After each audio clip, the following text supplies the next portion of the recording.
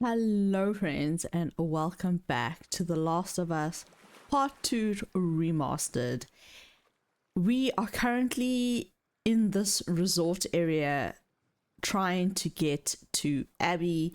It has been about a week, maybe a week and a half since I've last played, so I don't exactly remember everything where we are. I just know we're trying to get to Abby trying to get her from the Rattlers. I see we've got one trading card in the part where we're at. We got everything from pushing inland, but I did miss a artifact in 2525 Constance, and I think that's when I was with Liv and Abby. Yeah, I think that's what it is. I'm pretty sure that either this video or the next video is the last. It's going to be the end. I mean, I don't actually remember how much longer there is. Oh yes, we just ended by this mess. Okay, I have to go back and re-loot everything because I ended it. Okay. Looks like I can craft something, probably a melee weapon. Okay, let's start by this end. Did I need to go back to that area to get ammo from that part that was just a lot of it lying around? Let's see, 1 2 3 4 1 2 3 4 5. I mean, I guess so, although I do prefer the machete. Let's see, we can, yeah, let's do this so we can pick up more stuff. Oh no, don't. Where's my shotgun? Oh, it's just empty. A rifle, this mini machine gun. What else? Sure, why not? Just so I can pick up more stuff, although I would like to make more Molotovs. Tape.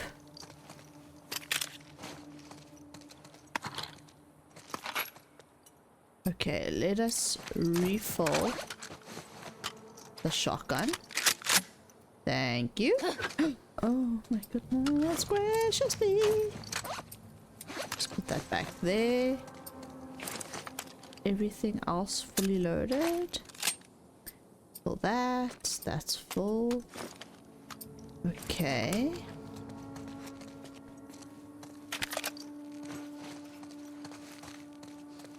I had such issues this morning before filming. I wasn't entirely sure that I was going to be able to film today. My camera was just not working. It stopped working. I had to uninstall and reinstall the software. That still didn't work. It turned out I just needed to unplug and look at the chickens. Unplug and replug it in from the USB source, the USB 3 source, because I unplugged it from the back of the camera and replugged it, and that didn't seem to work. It picked up that it wasn't connected, but it didn't solve my issue. Turns out all I needed to do was unplug it and replug it in from the actual USB 3, which was just really strange in my opinion. Then I think I was updating some stuff. I was updating something on GE Nvidia Force. I don't know what it was. And then my entire system froze. Like, I couldn't even bring up the task manager. It was just broken. Oh, should I just do this so I can get rid of some stuff and collect more? I just really don't want to. I feel like it's a waste. This is full. This is full. I really should use these explosive arrows. I really don't use them. I just... Because I'm running past stuff and I'm not picking it up. Now I need to go back. Well, I always needed to go back, but anyway. Yeah, then the whole... Oh, I completely missed the section? I didn't remember... okay, maybe I just couldn't pick it up before. Ah, shit. I've lost my train of thought. Can I have some shotgun ammo? No, you want me to use the rifle. Oh, crikey, what was I saying? I need to use a med pack. But let me just find food around before I just start.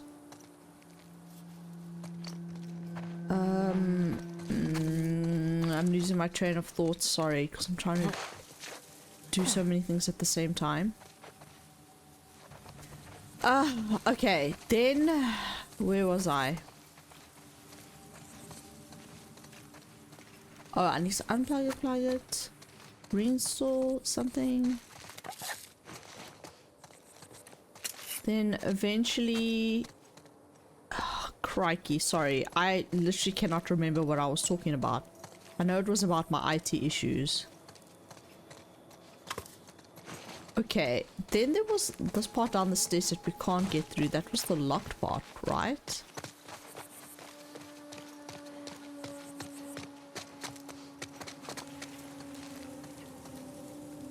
Oh, that was downstairs. Okay, when we murdered everyone.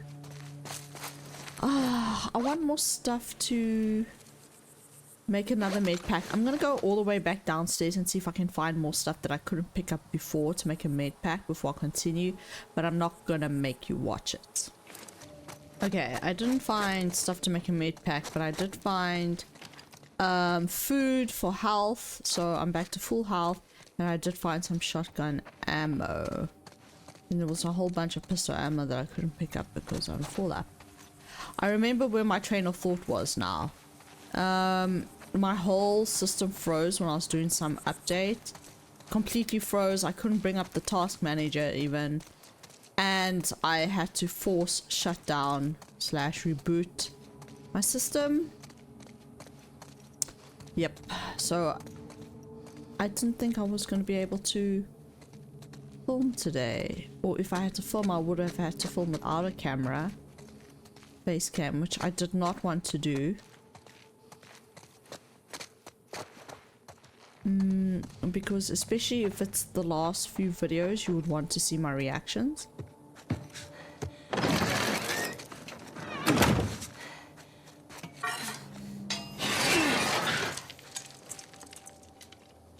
Okay, I'm glad I went back to go scour the place, considering now we can't go back.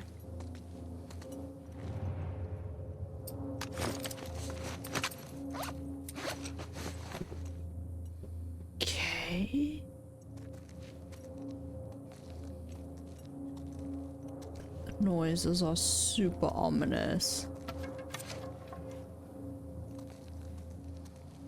What? Interrogation cells?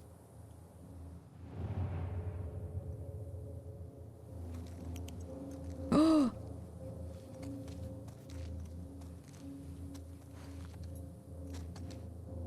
Is there any way we can get in here?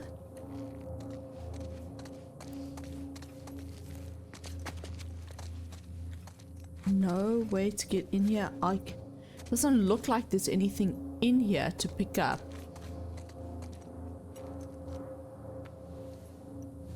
Not interrogation, just prisoner cells. Oh, they're keeping Abby in one of these.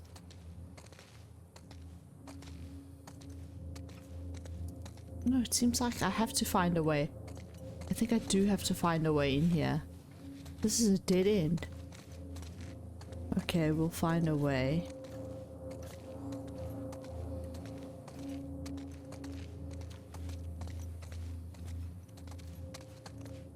We'll just look everywhere.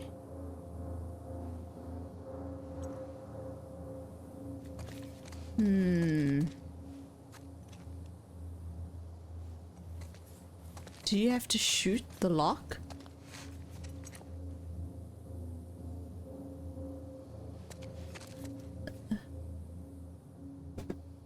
you have to shoot it? I don't think so. Nope. How the heck? I'm definitely missing something. Oh, oh, rip me. Oh! I'm such an idiot. Ow! Owie! Owie!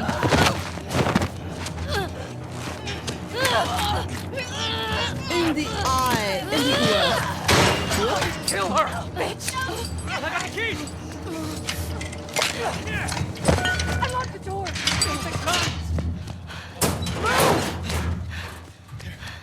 Oh, they're like, who the hell are you? Come on, let's go! Hey, where's Abby? She's bit! Keep back! Hey, don't put that fucking thing in me! Hey! I just... Abby tried to escape. She's down in the pillars. Oh. The pillars? Head down to the beach. You won't miss it. She's probably already dead.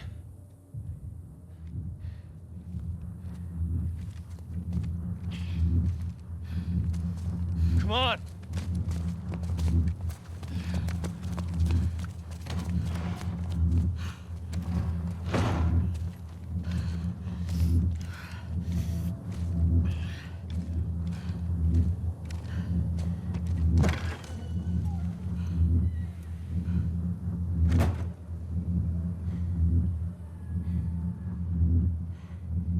I can't listen.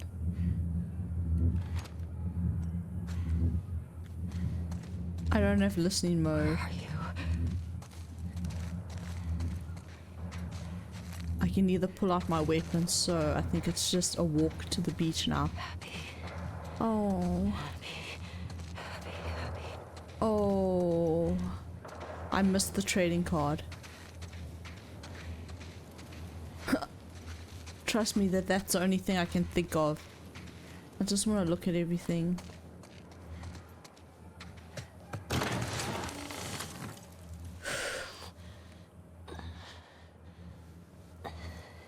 Ellie.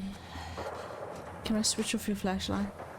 Oh, Ellie's not okay. Oh, that must be them, the prisoners fighting.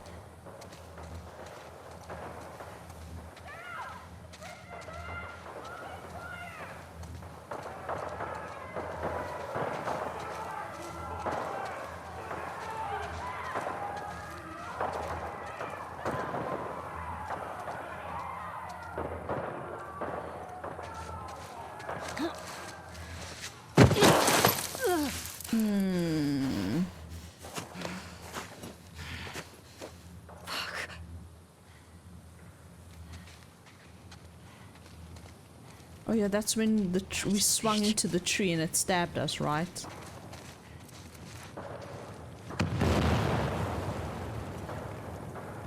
Oh my god, they're burning this place down.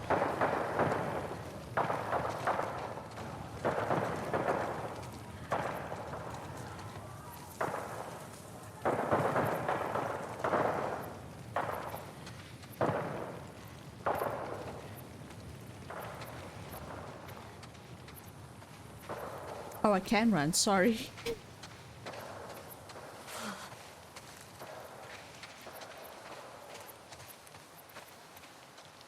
Oh my god. Holy.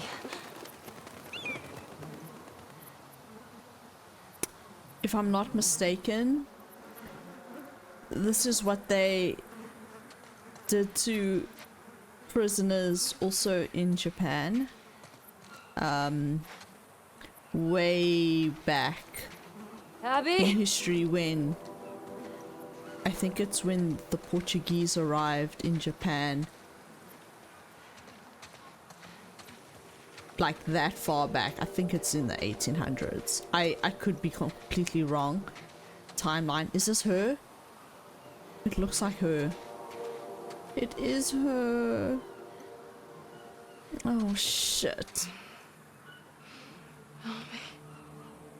Please. And the tide would come in and mostly drown them. And then sun exposure. Shit.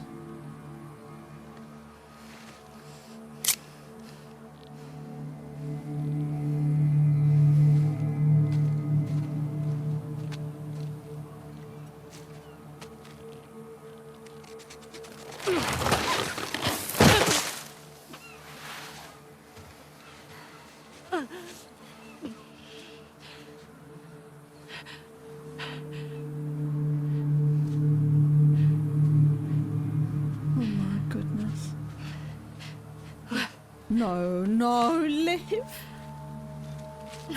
Oh my gosh. Oh my gosh. I got you. I got you. Oh, how does she have the strength to do that, to pick him up? They're both this way.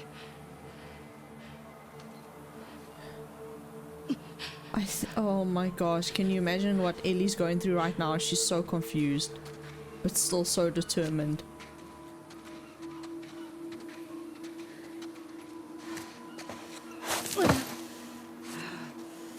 You can imagine Abby's also confused, like, how the hell did you find me? Why are you here? I guess Abby can conclude, oh, the reason why she's here is to exact revenge. Why else would she be here? What else would drive her to find her out of the blue without knowing who she is, other than revenge? Oh, the boat!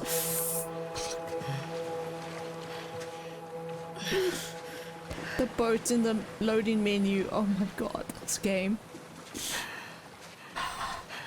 I have a roll of toilet paper by me because I don't have tissues. The closest thing I have is toilet paper.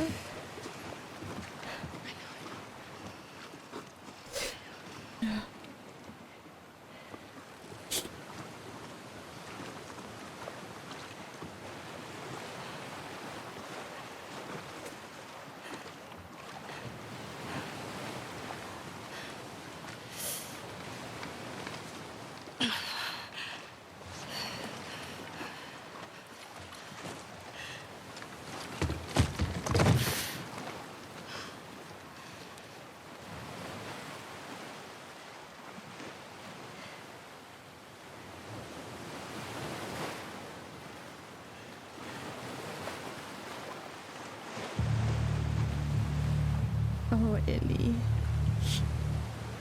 The cycle.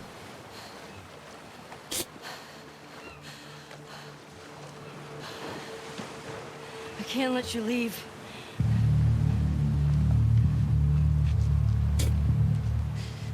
I'm not doing this. No.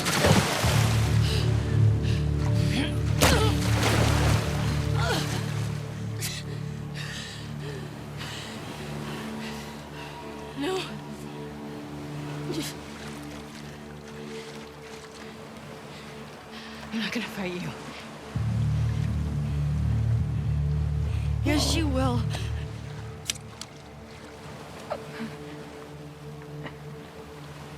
Oh, Ellie. He's not a part of this. You made him a part of this. Okay. Okay. Live long enough to see yourself become the villain. I don't want to kill Abby.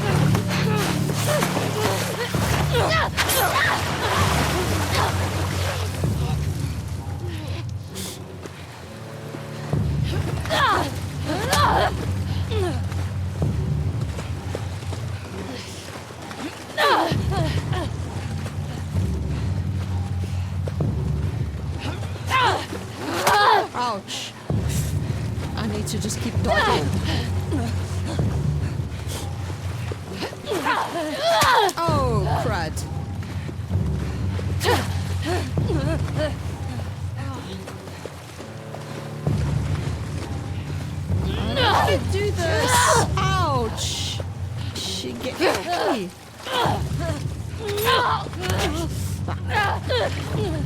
Oh no.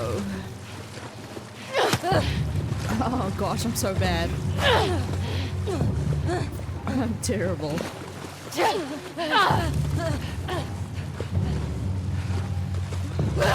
Oh. How do I run again? Oh my goodness, I'm gonna die.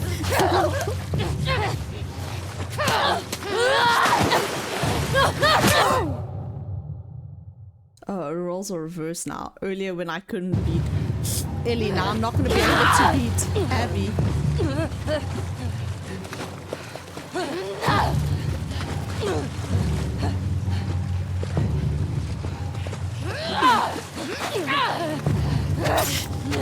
Oh no, I got greedy. Don't get greedy. Don't get greedy. Don't get greedy. Don't get greedy. Oh my goodness. This camera angle, you can't really move the camera. Yeah, you can't move the camera.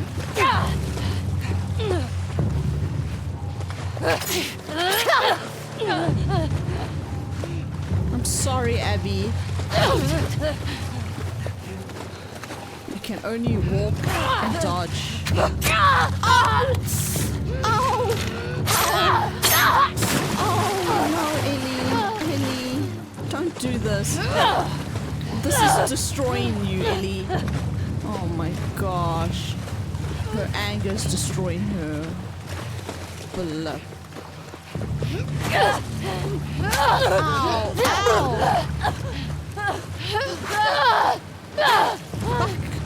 Slice her, dice her. I'm gonna die.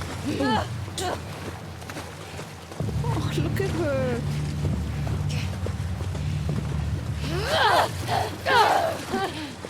I'm so sad. Oh. She's only doing this now to defend someone that she loves.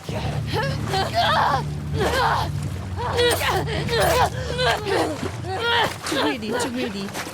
Don't get greedy. Ouch!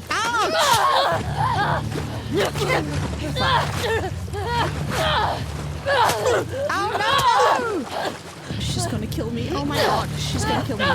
Oh, holy crap. She's getting aggressive now.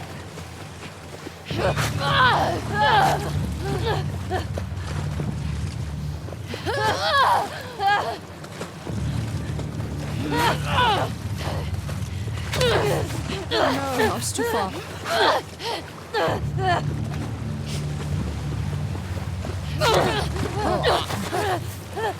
I did from too far.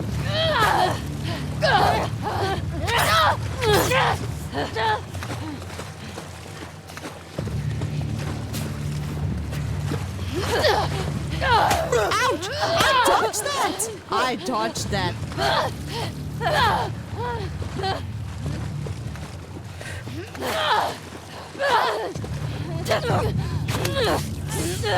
I'm dead.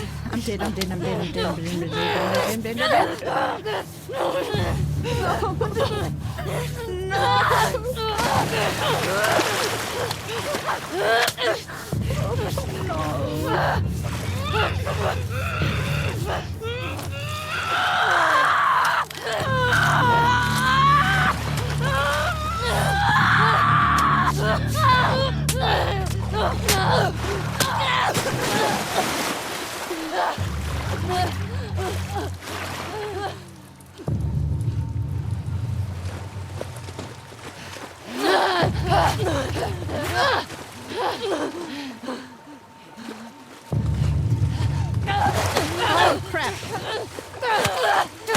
I thought I could dodge out of that. I tried to dodge out of that.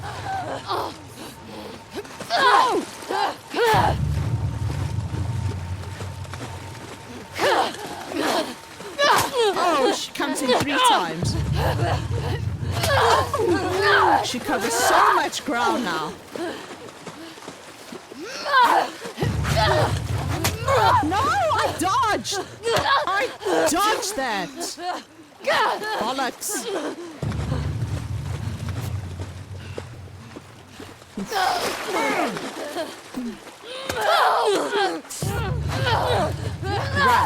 Dodge!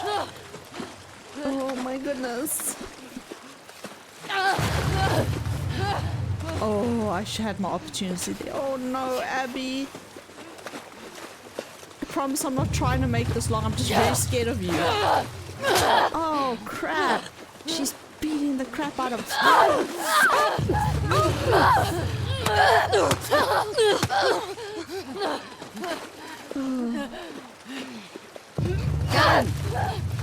Oh, okay, that was a one jab.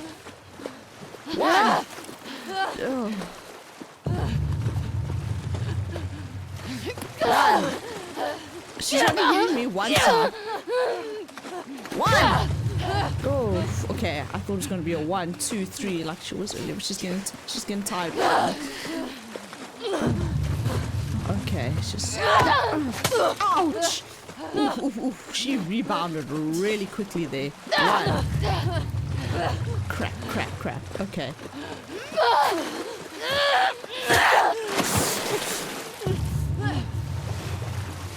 Ellie, do we have to do this? This is honestly destroying you. No. No.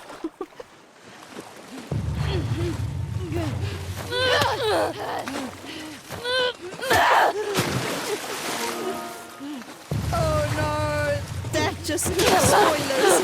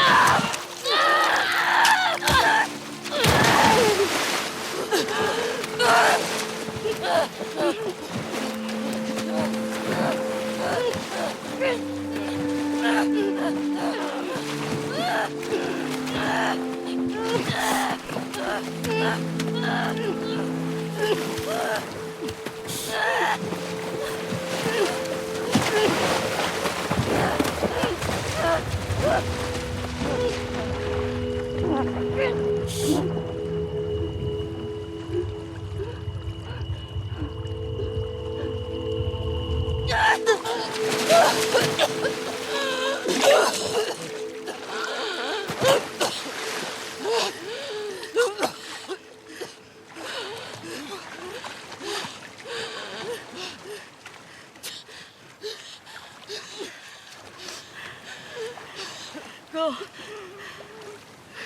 Just take him. She let her go. I don't remember that.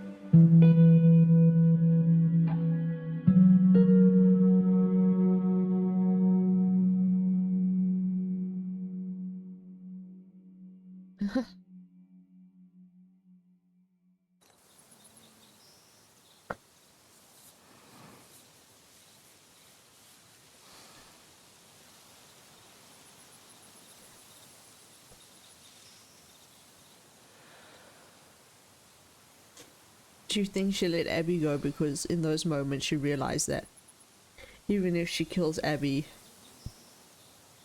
it's really not going to make a difference?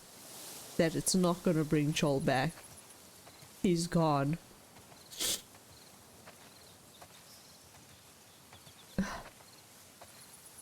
And, oh god. The cycle. And what? If she kills Abby and Liv survives, then it's Liv gonna come after her. It doesn't end. The window's open. Why is the window open?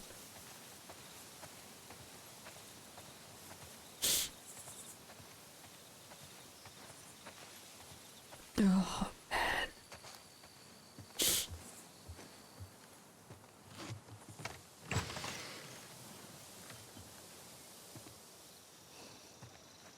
Wow, she took everything. I thought she would have only taken personal stuff, but she took everything. Including the paintings? How? Did you strap them all at the back of your horse? She cleaned out this place slowly. There must have been multiple trips and multiple people to help her. Oh. That cycle of violence, the need for revenge, has just cost you everything.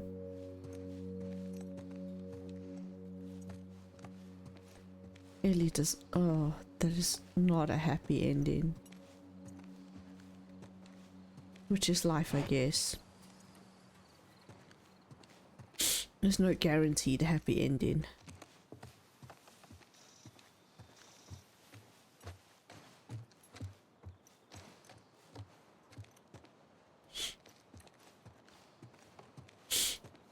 Okay, we can go in there.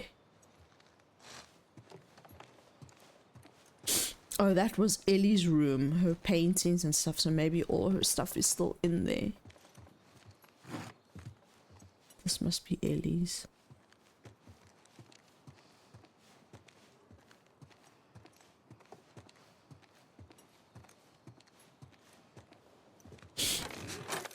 Yeah.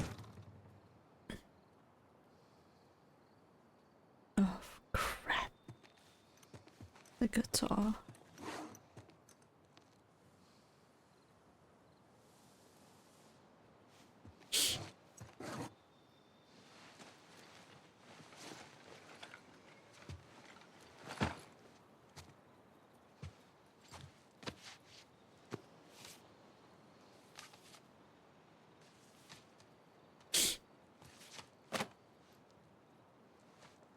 Oh, I should have checked her journal. Oh no, I should have checked her journal.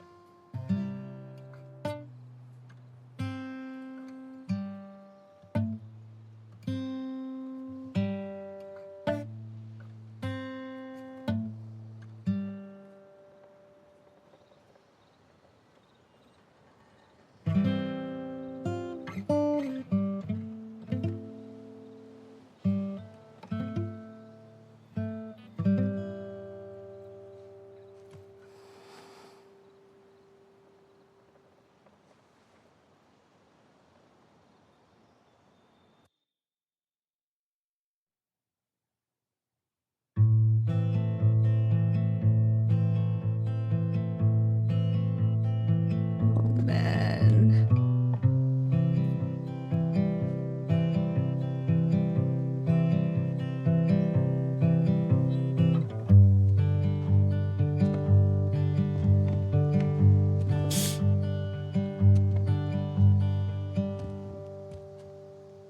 Hey.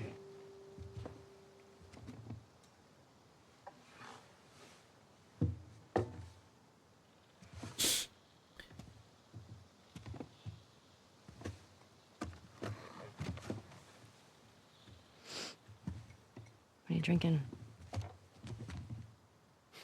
Coffee. Where'd you get that? Those people that came through last week. Oh. A little embarrassed as to what I had to trade to get it, but it's not bad.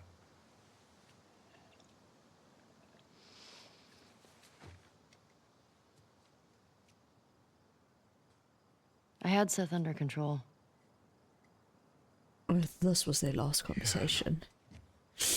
And you need to stop harassing Jesse about my patrols. Okay.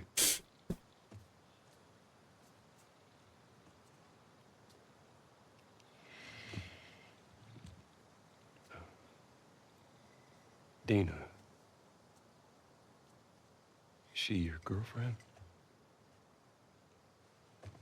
No. No, that was just one kiss. It doesn't mean anything. She just... I don't know why she did that. But you do like her.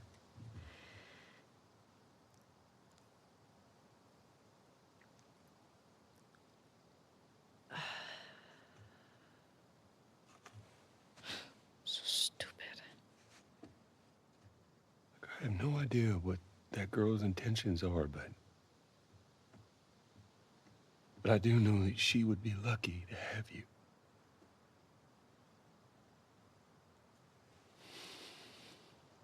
You're such an asshole.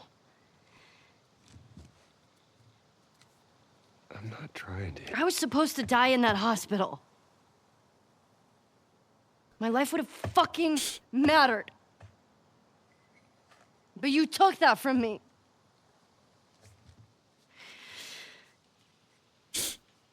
Life matters to him.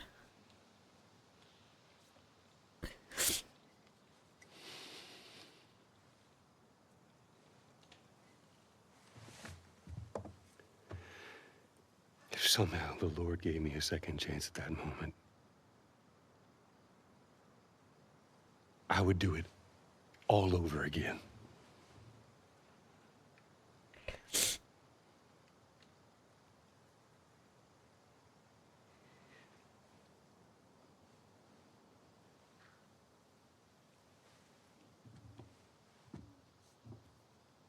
Yeah.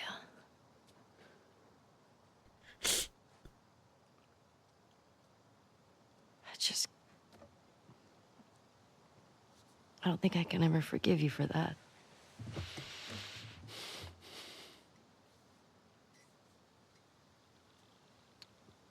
But I would like to try.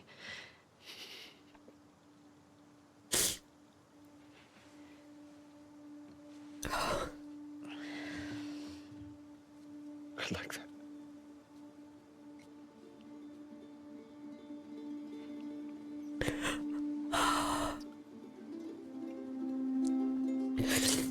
Okay.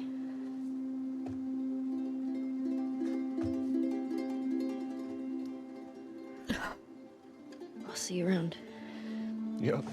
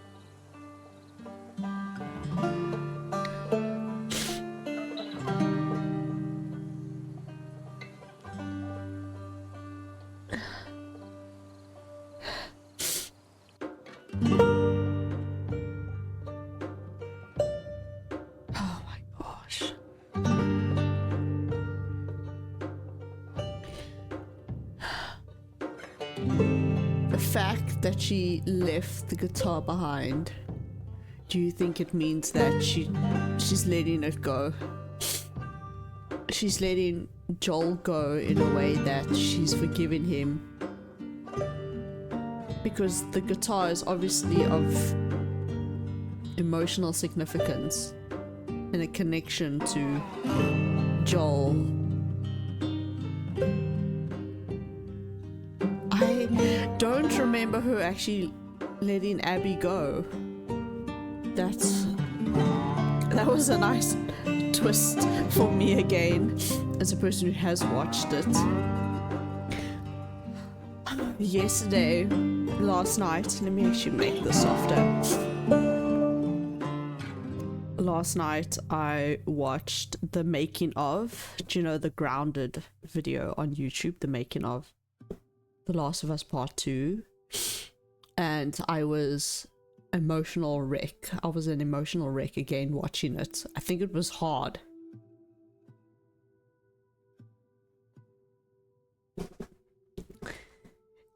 To keep seeing, oh gosh. It was difficult to keep watching Joel and then walking through the process, and then even now, like every time they flash Joel, it's just very sad. And it's interesting because what Neil, he said that he just got obsessed with the cycle of violence and intrigued by the cycle of violence, and that's ultimately what this game is about. The story was about, is that it never ends.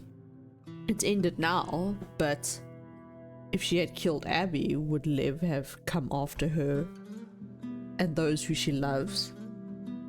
Like, where does it end? And what's interesting is at the end of the video, if you have not watched it, is that leading up to the release, COVID happened, so they had to start working from home, and they didn't know when they would be able to release it. And a fan from the Netherlands apparently hacked into their database or their servers and released all of the footage, basically forcing them to release the game. But the backlash that it caused from releasing that footage, like the fans were sending them death threats, and it's insane what happened. It's actually crazy to think. I don't know if you'd like to say, okay, it was during the pandemic, people were just not in the right mental and emotional space,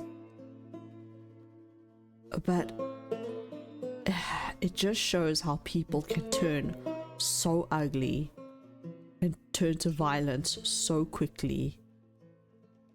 For like, it's a game.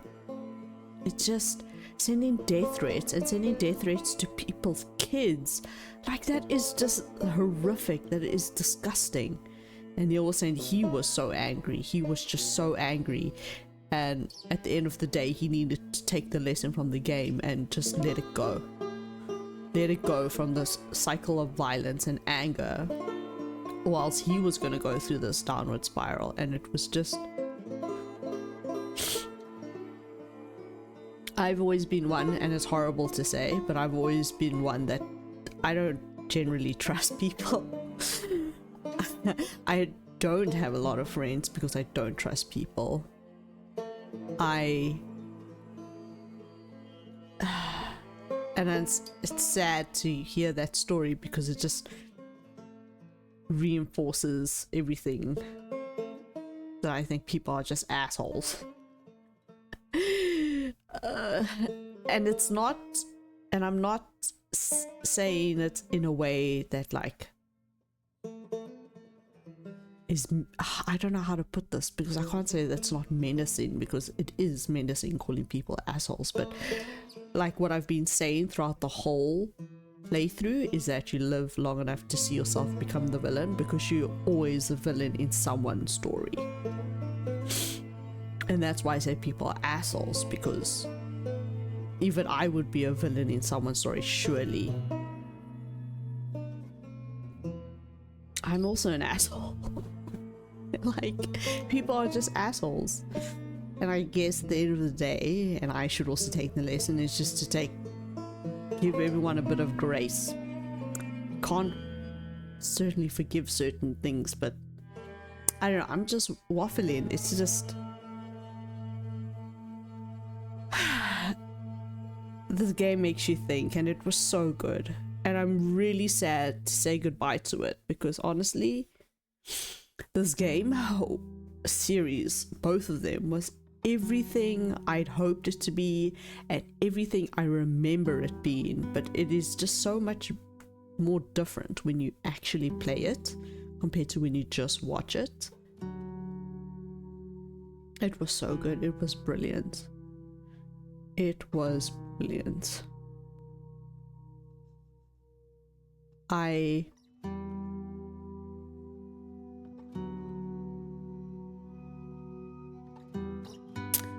Oh man.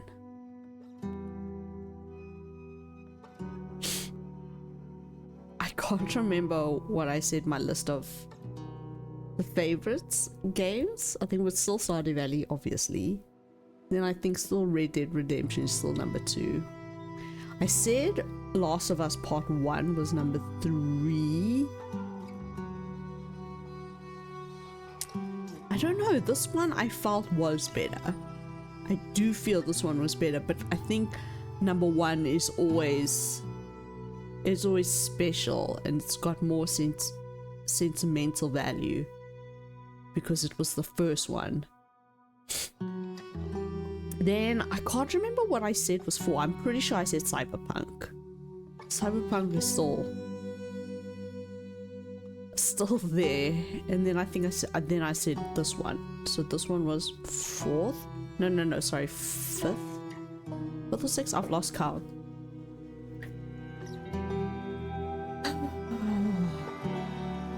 Storyline wise, 100% better than Cyberpunk. Let's be honest. But I do think, I don't know.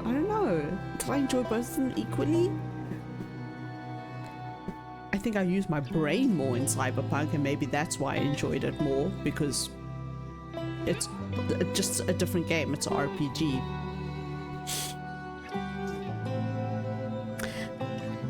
Damn.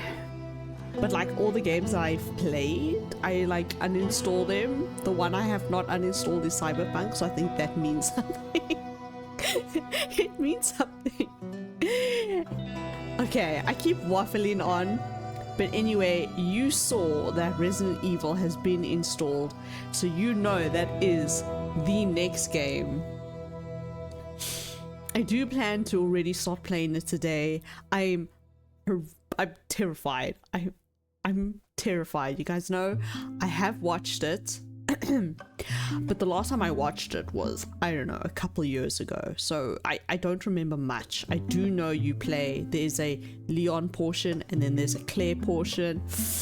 I am scared of Leon's portion because I'm scared of Mr. X. I think it's Mr. X in this one.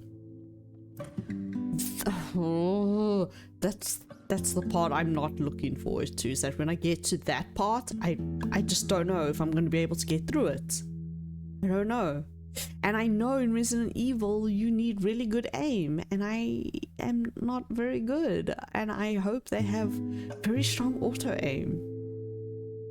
And I'm not looking forward to it, but I'm looking forward to it in a strange way. But I know you'll really want to see it, so we're gonna do it. I'm assuming there's no cutscene at the end of these credits, because this is gonna be very long, and I don't think you can skip them. Oh, quit to main menu. Yes, I definitely missed that last trading card. Oh wow, You've unlocked New Game Plus and Speedrun mode. They can be activated when starting a new game. New skins, gameplay modifiers, filter modes, and other bonus content are available in the extras. For a new challenge, take on roguelike runs through randomized combat encounters in No Return. What I had to do. So we got No Return, and I think there are... Modify main characters. What? Ellie. Abby. Ellie.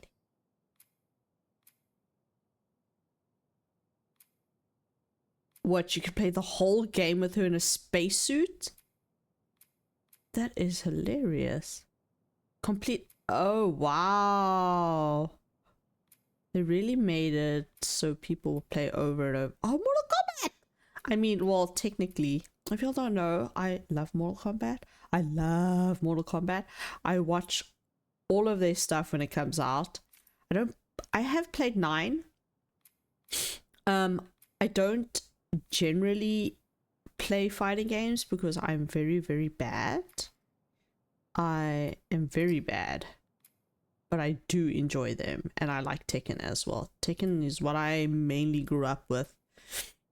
And I have played not the latest Tekken. Did I watch that playthrough of Tekken? I can't remember. But I have played the one before. I'm just not very good at it.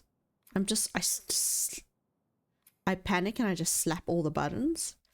Okay, cool. Filter gallery. Change the appearance of the game. Earn points and unlock unique content by finding collectibles.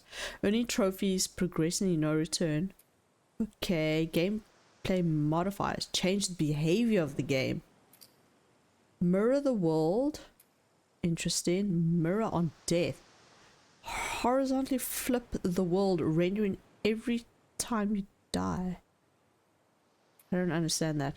Slow motion reduces game speed 50% when bullet speed mode reduces game speed to 25 while aiming. Oh, kind of like Deadeye. Infinite ammo, infinite crafting, infinite weapon durability. What? Hold on, lock.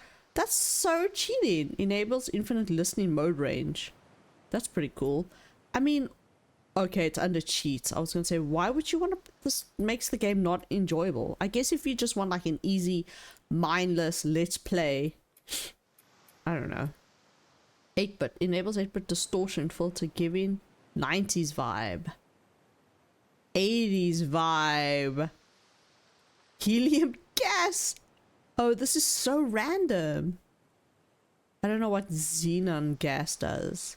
Speedrun recap. Model viewer. Okay, this is interesting. They really want people to keep replaying this game.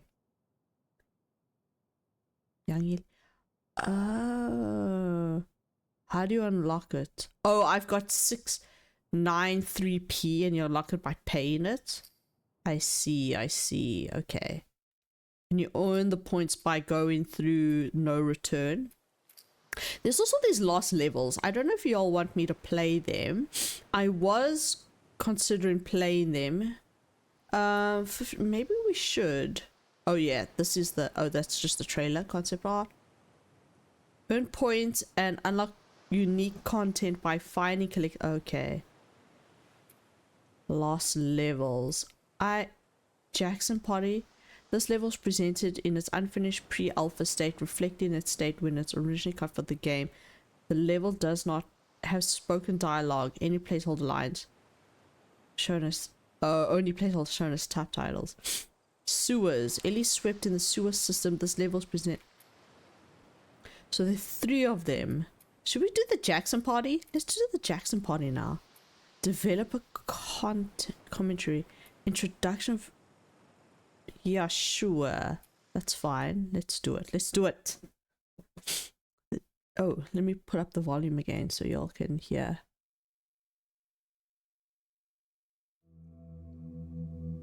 You're about to play an unfinished level from The Last of Us Part 2.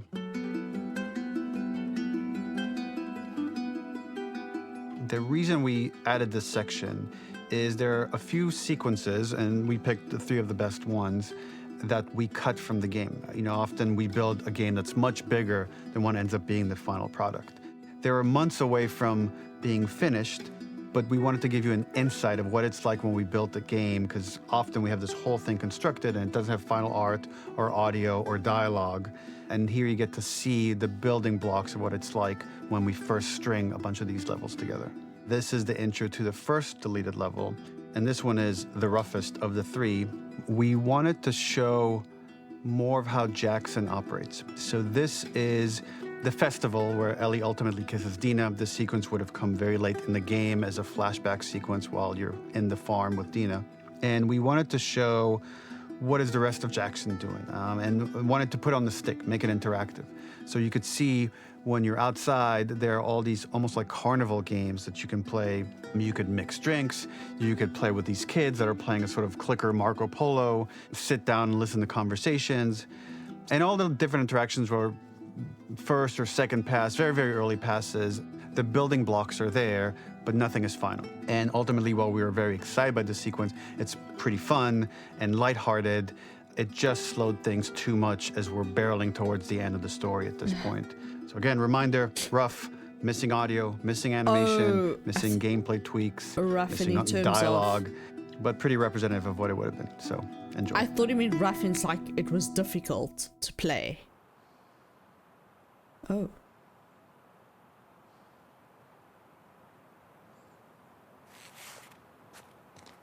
Is this straight after they kiss?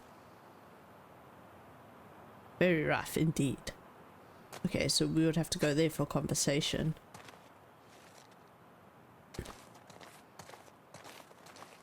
Originally, this level was going to transition us to farm. We would go all the way through to the dance, where Ellie and Dina share their first kiss. Then we would play through farm, and when Ellie plays the guitar at night, she would remember the Seth incident. So, the opening for this was a little tricky. We needed it to match at least a little what you might expect emotionally coming from prior beats, because we were already purposefully disorienting you in time and space. Remember, you just came from this huge fight. To jump straight into it would have been a little too jarring. After some back and forth, we rooted it in Ellie's nerves, calling back to her hands shaking in the theater. But this time, for a much more innocuous reason we'll find out later. She's nervous because she has a crush on Dina, who is the only reason why she's here at the dance. Wait, when was this supposed to play? I missed it. When they're at the farm.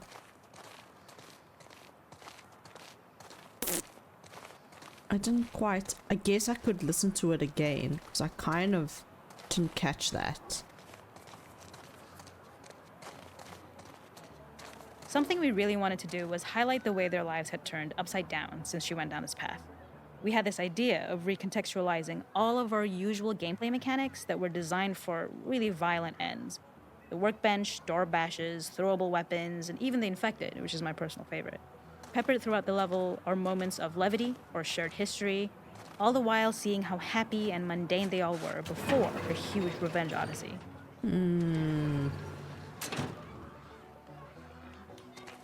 Okay, so they wanted to... what's the word? Contrast. Oh, there's lots of these. We use our workbench a lot to make a lot of things that kill and maim and hurt people. Here, we had the silly idea of using the same feel, harkening back to the same animations, using the exact same UI to instead fix a drink. Like the workbench, you could pick your base, and then you could add something to it. And at the time, we had some different reactions from Ellie based on how strong you chose to make the drink. Something we wanted to prototype, though, before it got cut, was picking up some ingredients around to add, like a lime or maybe a bottle of someone's favorite whiskey or salt, like you were earning upgrades. We also toyed with having Ellie carry around the drink you made and occasionally sip it, psyching herself up to go talk to Dina inside because she's nervous. It got too noodly, though, because she would need to keep placing it somewhere before she did anything, so it would have ended up more trouble than it was worth. Noodly. It is not a festival without one of these throwing games. This one, of course, uses our throwable system where you're often chucking explosive things or stunning things, but for a more wholesome purpose, although some people take this game really seriously. A fun aspect of this is if you did well, you could win a toy here. Ellie would place it in her pocket. If you had done this, you'd find the toy with JJ, the baby, later back at the farm. When we cut this, the toy made it through anyway because it was so cute. It is the same one you see on the tractor at the farm. Ollie the elephant. Oh, that is adorable. That would have been really cool. Aw, that would have been super cool. The makeup artist is pretty simple. It's one of those little in-game scenes we peppered in to make it feel like Ellie had roots in the town. Hallie, our writer, mentioned that in her mind, an ex-girlfriend of Ellie's tattooed her arm to cover up her scar. So we figured this might be the only time you get to see that. We wanted to hint at it and allude to it and make it feel like there had been so much more that had been happening and so much more that Ellie threw away.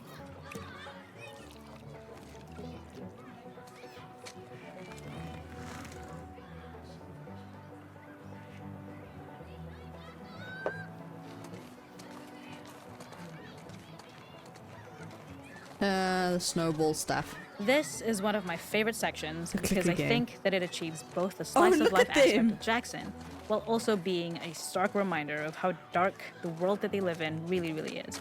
To attract attention and curiosity, one of the kids was supposed to make this adorable, messed up little clicker impression, and the others would giggle. We tried a version where if you got close enough, the kid might try and follow you a little before turning back.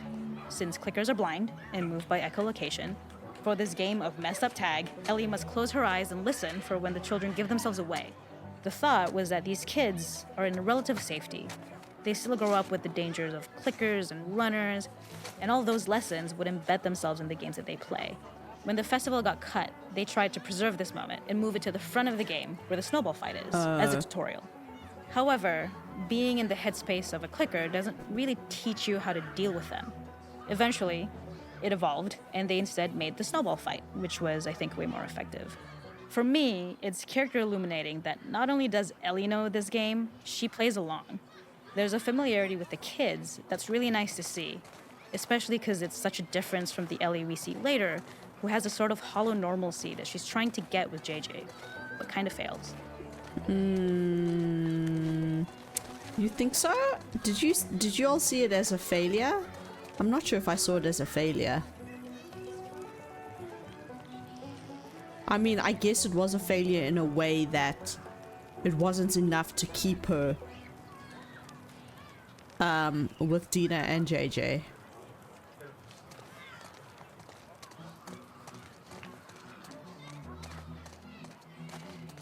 There's a hidden spot at the back that was just a bit of fun.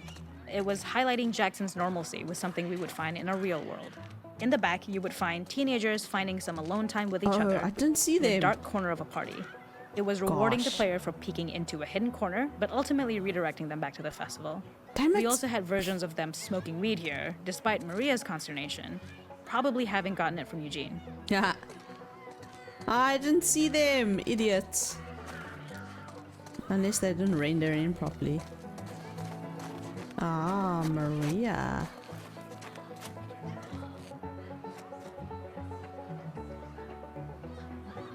Tommy. Oh.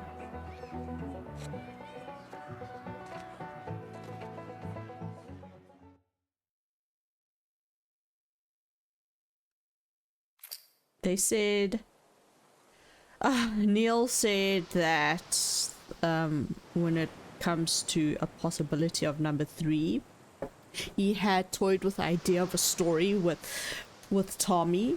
I was like, that's interesting, and it would be interesting to know if it would be where in the timeline it would be. Timeline, not lime.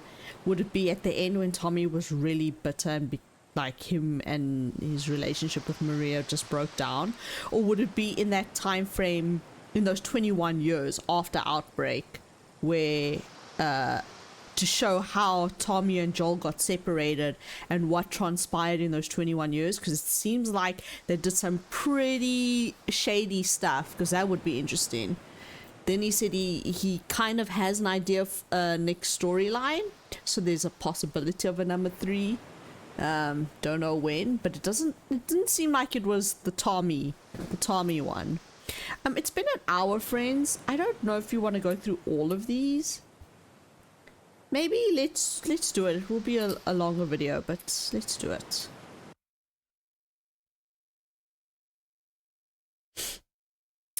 extra content. Because I'm gonna do it anyway, so you might as well put it on camera.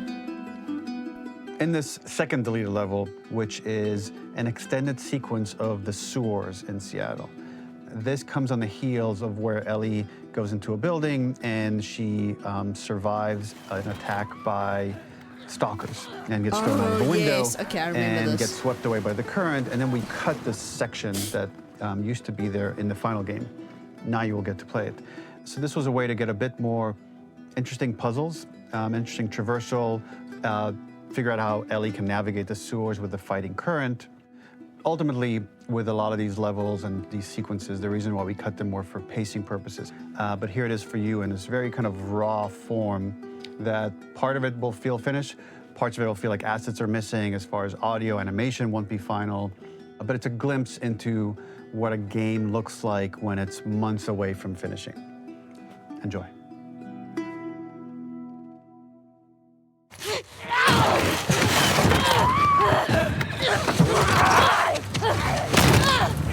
You realize I'm gonna throw us in at this part.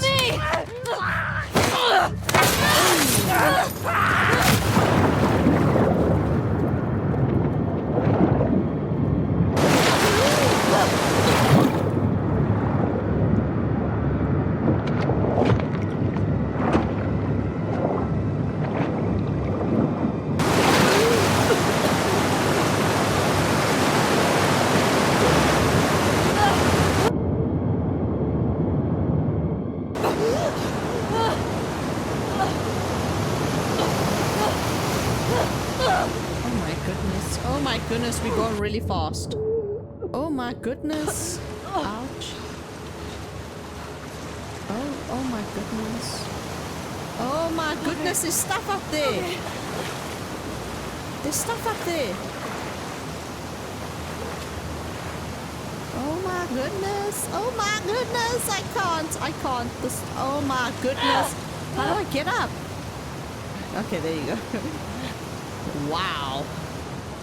Okay, so now we need to try and make our way. Seattle. Okay. Where the hell am I? The ladder acts as an immediate goal for the player, but being able to climb out is not going to be so easy. To keep levels interesting and engaging, we alternate between positive and negative values the player experiences. Here, it's a positive to have found the ladder, Yes. but then a negative to discover it's not the solution. But then another positive to identify the next short-term goal of the doorway. Fucking kidding By me. alternating between these opposing values, we give players what they expect, but not how they expect it. Very cool. I like this commentary. So now we need to somehow get across. Somehow getting. Oh, okay. At least it is. We're stopped from being washed away completely.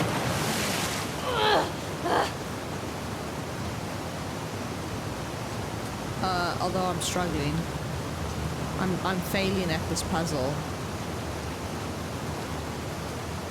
I'm stuck. I can't. I failed at this puzzle.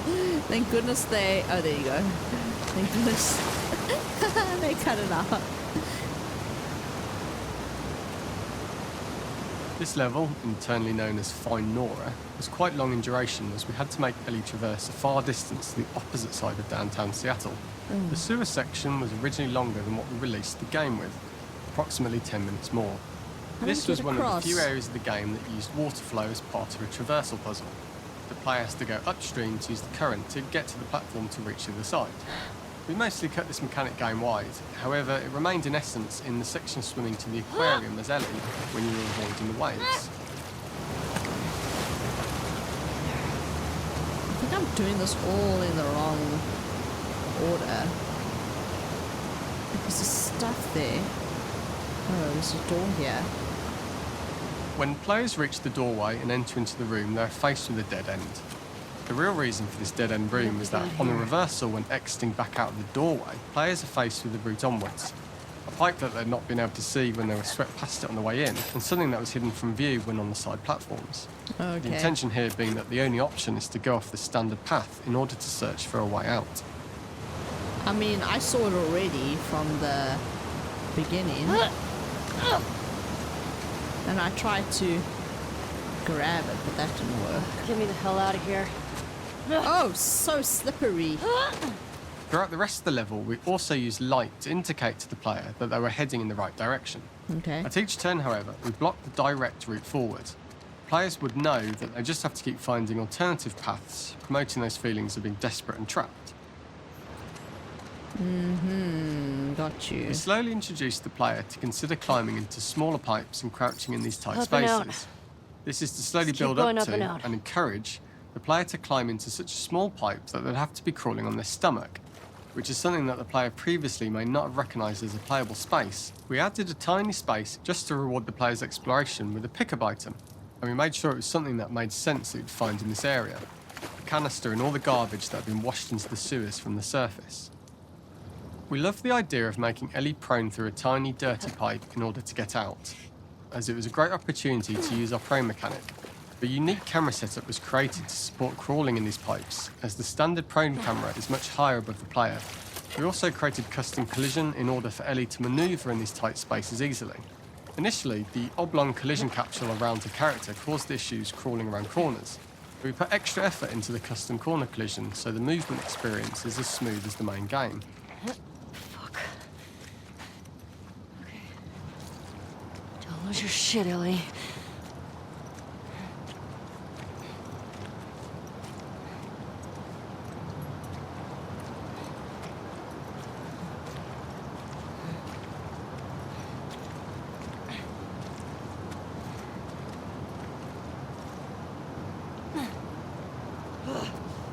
In order for the player to feel cramped, claustrophobic and desperate, we'd been enforcing the traversal mechanics that allow for a tight environment which promote these feelings.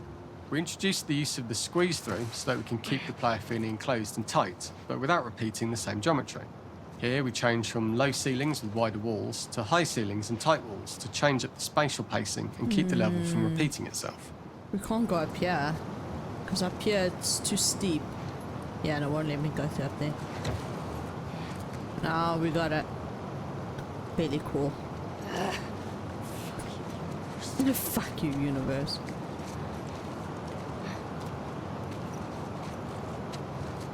Yeah, I understand what he's saying. It creates us an issue. Yeah, it is a bit of an issue. This would be a really shitty place to die.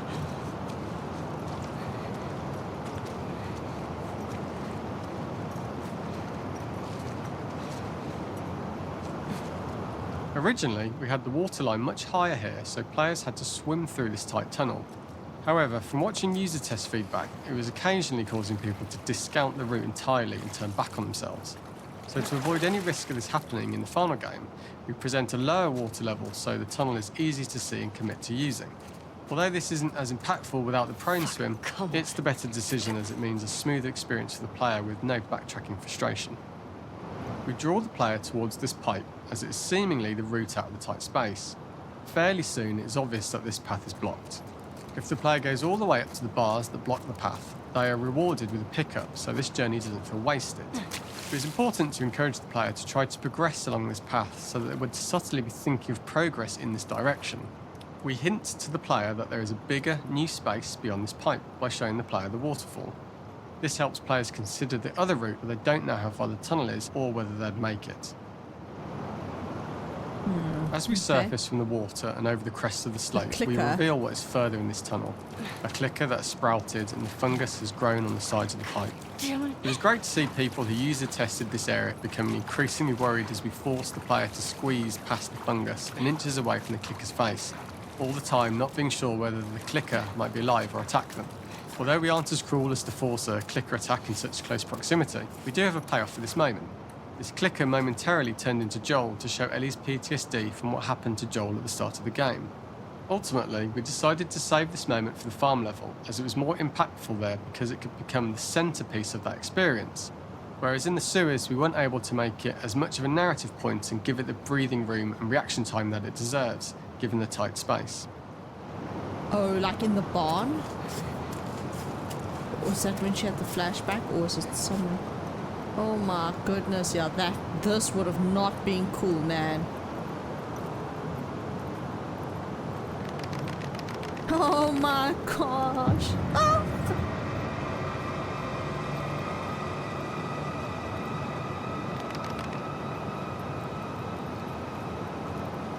my word. Yo. Oh shit! That would have freaked me out. Jeepers creepers, that would have freaked me out.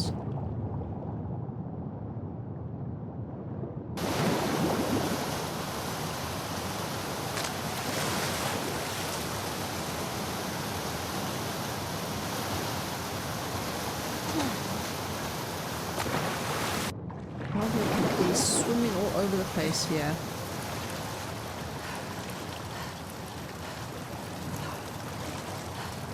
That's blocked off.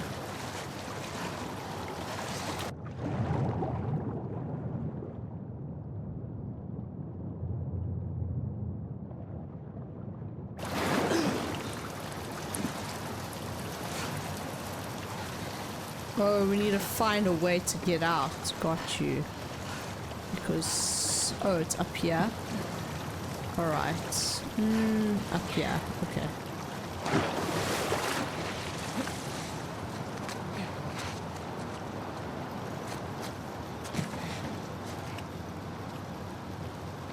Using this pipe was retained in the iteration we shipped with, as it's the last of the extreme methods Ellie has to undergo in order to escape the sewers, and what she will go through in her pursuit of revenge. Why do I... oh yeah, I remember this. Oh, no, no, no. I remember something like this. This section. Yes, yes. This was in the game. And I remember falling down this ladder and being like, why can't you just climb down the ladder? Why do you have to fall? Wah, wah, wah. I remember. The last ladder climb is quite lengthy, and although we could have trimmed it down to a shorter climb, we liked how this last segment of the journey built anticipation for whether there was success at the top or not after all you've been through. Ultimately, the ladder exits out into the subway station, which is how it connects in the final game. Ellie then has to find her way to the hospital from here, crossing paths with the scars for the first time. Yeah. Okay, I remember. We came out to the park. Yes. And then I finished the video. That's the first time we got shot in the shoulder with the arrow by the scars. Okay, should we do this one? Yeah, let's... well, why not? Let's just do it. I'm enjoying this.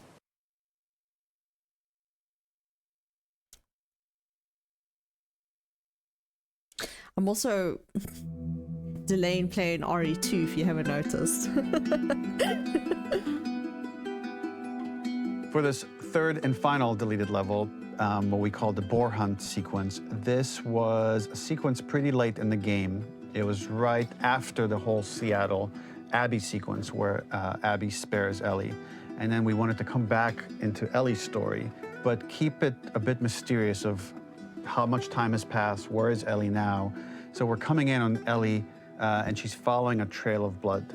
And we wanted to mirror in a way the deer hunt sequence from the first game, but this time do it with a boar. And there's Boars are something scary. with Ellie that now she can't let go of this violence. She's pursuing it, even against this innocent animal. This was another opportunity to show how the violence that Ellie has experienced, the violence that she witnessed being afflicted onto Joel, is still sticking with her, and she's still experiencing these PTSD moments. This was a sequence that was pretty far along and was cut pretty late in production. Parts of it are still really rough, but the gameplay, the building blocks were all there.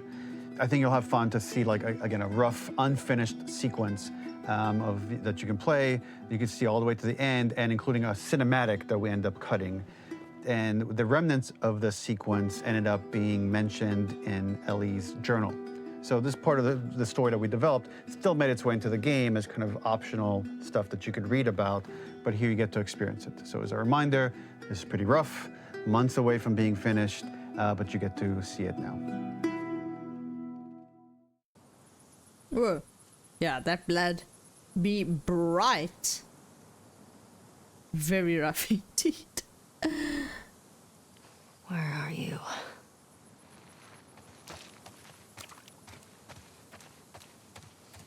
So the boar hunt was one of the hardest levels for me to work on. It was a huge challenge with the systems that we had, and we kept trying, but it never felt quite right. Originally, the level happened after the Jackson Festival, which also got cut, but before Farm. Once the festival got cut, it became the prologue to Farm. The intended experience is that we jump forward in time after the fight with Abby in the theater. Okay. We don't know where Dina is. We likely assume she's dead because she was just bleeding out. Ellie is alone. Her hair is short. So maybe this is the future or the present. And she's hunting. Hunting who? Abby still? Okay. In early iterations of the fight, it was more arena-like. The player slowly whittles down the boar's health. Ellie gets more visceral and more vicious. We get a little worried about her. As the boar gets weaker, more panicked, more feral, and we start feeling sympathetic to the boar, was the hope. In all of these iterations, especially of these wider areas, it required custom AI and scripting to make sure it continued to feel organic as an animal, but we really needed it to do specific stuff. It needed to be able to close distances really, really quickly. It needed to charge to attack, but we wanted the feeling of hunting, so we needed to track it down from afar. And we also needed to discourage the player from attacking the boar when it's that close, or it would kind of turn into this melee kerfuffle. How do we do this in our world while keeping the boar believable? We must have gone through 5 or 6 iterations of the boar fight and all, and every single time it changed pretty drastically. We split it into clear phases, where one was like all long range. We tried another where you're getting close and you get the jump on it quite literally. You're jumping off of a rock to attack it. And then finally, we tried a bunch where you almost sort of go around a bunch of trailers and try and wrestle it. We uncovered after some time that taking down a boar over several phases felt very laborious and a little dramatic. It was comically long. It felt too boss-like, a little too gamey. We decided to cut the first few phases, and we opted for a cold open after the boar had already been hurt off screen.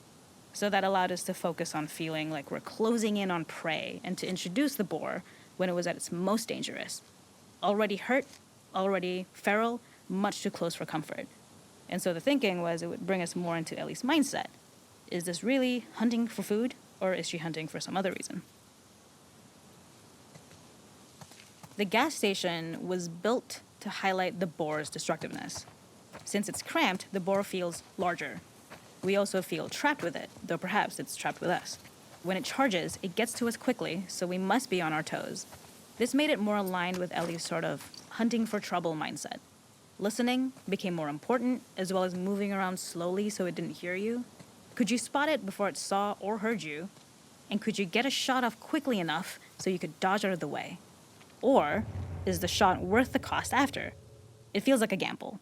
By the end of the fight, everything would likely be in shambles.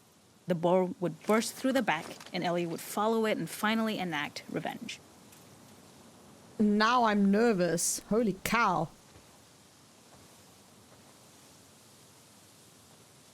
Where is this motherfucker? Mother trucker. Sorry, I'm not supposed to be swearing. No, I'm scared of the boar. I'm scared of boars, okay? After Red Dead Redemption, boars scared the hell out of me.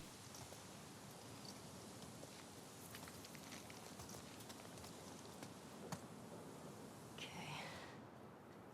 I can't see shit. Oh, that is very... Oh my gosh. Can you hear it?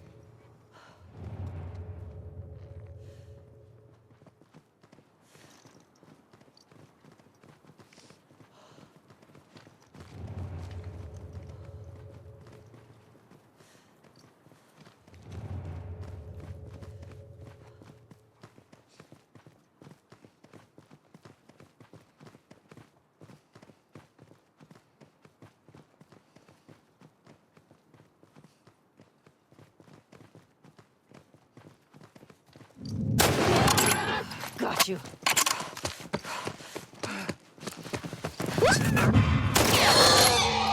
Jeepers! Learn how to run. Learn how to run. Oh, I feel bad. Just like the game said it was trying to make us feel bad for the boar. Oh no. The boar kill was supposed to be anything but glorious, with the boar whimpering at the back of the gas station after Ellie's relentless hunt.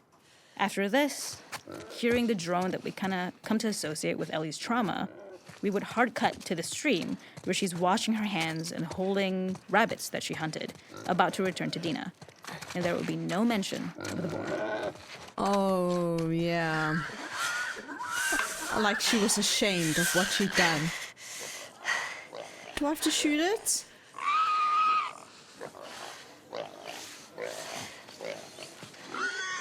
Look, now you just killed it for nothing. And it's a waste. Oh, just like if she had killed Abby, it would have just been a waste.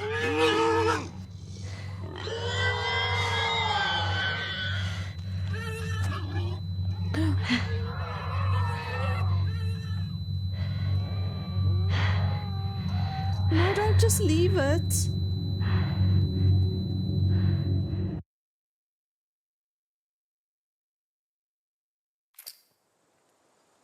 Oh. Oh, okay. Whoa, that just gave me goosebumps. If that was left in. Ooh, okay. Wow. We are definitely not going to go through everything. I think that's going to be it for this video. It's probably the last video of The Last of Us Part 2. If you join me during the series, welcome to the channel. I'm sorry for my swearing. I hope you enjoyed the playthrough. I hope you enjoy some of my other playlists. Yes, more to come. Resident Evil 2 to come next, as you saw. Then y'all also voted for Uncharted, which came in second, so we'll probably play some more Naughty Dog games. I've never seen Uncharted before. That would be completely blind. I just know it's action adventure, and that's pretty much all I know. Then the next, I think, was Horizon Zero Dawn. I think that was the next one. I'm probably just going to alternate all between what y'all voted for in the poll. But thank you so much for watching, friends. Please like and subscribe if you enjoyed, and I'll catch you in Resident Evil 2. Cheers.